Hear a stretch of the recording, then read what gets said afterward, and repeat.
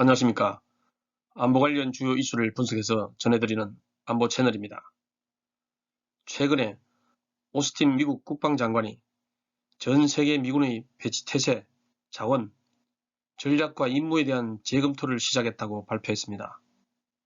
재검토는 아만다 둘이 정책차관 대행이 마크 밀리 합참의장과 긴밀한 조율 아래 주도하게 될 것이라며 올해 중순에 끝내는 것을 목표로 하고 있다고 밝혔습니다. 따라서 오늘은 미군의 배치 태세 검토가 주한미군에 어떤 영향을 줄 것인지 알아보도록 하겠습니다. 먼저 작년 발표된 미국 육군 재배치 보고서를 다시 한번 알아보도록 하겠습니다. 연구 목적은 인도태평양 지역에서 중국과 초경쟁이 심화되고 있어 지역에서 미국 지위 강화에 있었습니다. 그러면서 현재의 합동군이 초경쟁에 적합하지 않다고 결론을 내렸습니다. 개념적으로는 현 배치는 통일성, 일관성, 초경쟁, 합동성을 제시하지 못함으로써 합동행동계획이 부재하다고 평가했습니다. 물리적으로는 제2차 한국전쟁을 예방하는 데 초점을 두고 있어 중국과 효과적인 초경쟁에 부적합하며 능력 측면에서는 다영역 작전보다는 대규모 지상작전에 더 집중하고 있다고 지적했습니다. 그러면서 미래에는 좀 더 분산되고 기동성을 구비한 탄력적인 전구 디자인이 필요하다고 조언을 실시했습니다. 결론적으로 한반도에 집중되어 있는 현재의 미 육군 배치 태세의 검토가 필요하다는 점을 제기했습니다. 미군의 배치 태세 검토를 주도하는 인물들에 대해 알아보겠습니다. 먼저 오스틴 국방장관은 대부분의 군 생활을 유럽과 중동 지역에서 근무를 했으며 주 이라크 미군 사령관, 육군 참모 차장, 중부 사령관 등을 역임했습니다. 도리 정책 차관은 국방부에서 전략, 계획, 대비태세 관련 분야에 근무한 민간 관료로 아프리카 지역 전문가로 알려져 있습니다. 특히 미국의 4년 주기 국방검토보고서 작성에 여러 차례 참여한 경험도 가지고 있습니다. 밀리 합참의장은 산악사단장, 3군단장 등을 역임한 전형적인 야전지휘관 출신입니다. 이후 육군전력사령관, 육군참모총장 등을 역임하면서 육군의 대비태세도 누구보다 정통한 것으로 알려져 있습니다.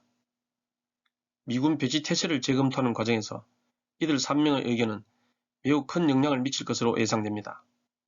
특히 정책차관과 합참의장은 트럼프 행정부에서 최우선적으로 제기된 중국의 위협을 심각하게 인식하고 있을 것이며 미 육군 재배치 보고서에서 제안한 내용들을 실제 병력 배치로 현실화할 가능성이 있습니다. 미국의 배치 태세 재검토에 따라 주한미군의 변화도 예상됩니다. 이미 주한미군의 전략적 유연성은 시작된 것으로 보입니다. 최근 오상 공군기지에 배치된 고공정찰기가 작년 12월부터 대만 해협 인근까지 비행하고 있는 것으로 항공기 추적 사이트에서 확인되었습니다.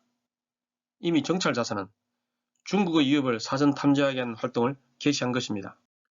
다음 단계는 일본, 호주 등 쿼드 4개국과 연합훈련에 주한미군 전력이 참여하게 될 것입니다.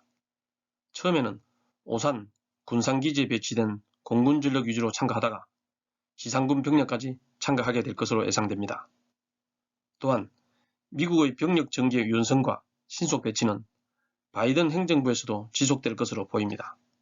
설리번 국가안보보좌관과 캠벨 인도태평양 조정관은 2019년 공동기고문에서 중국의 위협에 대처하기 위해 동남아, 인도양 등에 미군을 신축적으로 전개할 필요가 있다고 강조했습니다.